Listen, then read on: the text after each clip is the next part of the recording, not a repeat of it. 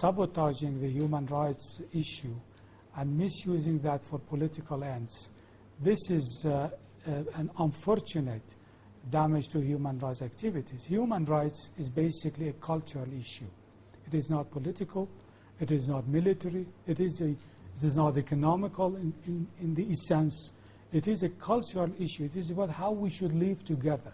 At the time of the inception of human rights documents, United States and a number of Western European countries, they were the flag leaders of these documents. And the literature in it exactly indicate that it is based on secular liberal literature. But at that time, their idea was to create a political front against this ex-Soviet Union at that time. So this was the beginning of using a human rights cover and umbrella for political ends. This using, in fact misusing, human rights mechanism and postures for political end was done even at the time of the inception of the documents of human rights by the United States.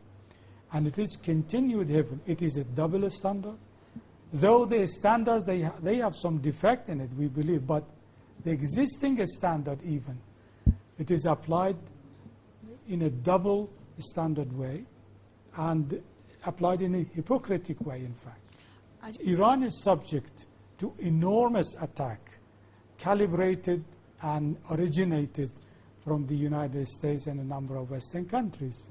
And exactly there are other countries which is considered by the United States as a strategic allies, but they don't have a single election. Ladies cannot drive a car. They execute by sword. They cut fingers and other things. Everything is done over there.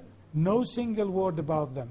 Well, I have rather a pessimistic view on this enormous amount of document.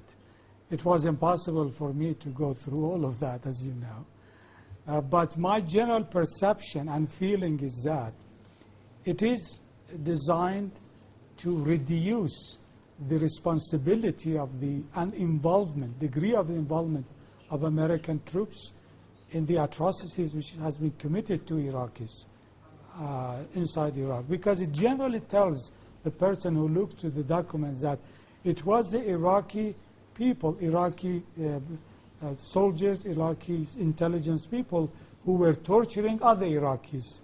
The only bad things that the Americans did, they were watching. They were not part of it. But it is totally wrong. American intelligence, American military were involved, deeply involved, in the torture, in the killing, in the imprisoning of the Iraqis. So I have rather pessimistic view of this Wikileaks leaking. After 9/11, America moved very fast toward a situation which is miserable in terms of human rights. It is dangerous for the American people. It is very degrading for a democracy which once it was the symbol of liberalism and secular democracy.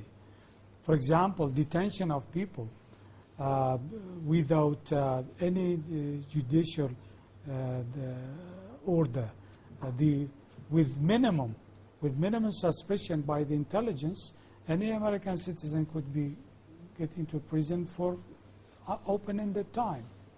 Using, they call it non-conventional method of interrogation, which is a dirty name, which is an ugly name for torturing.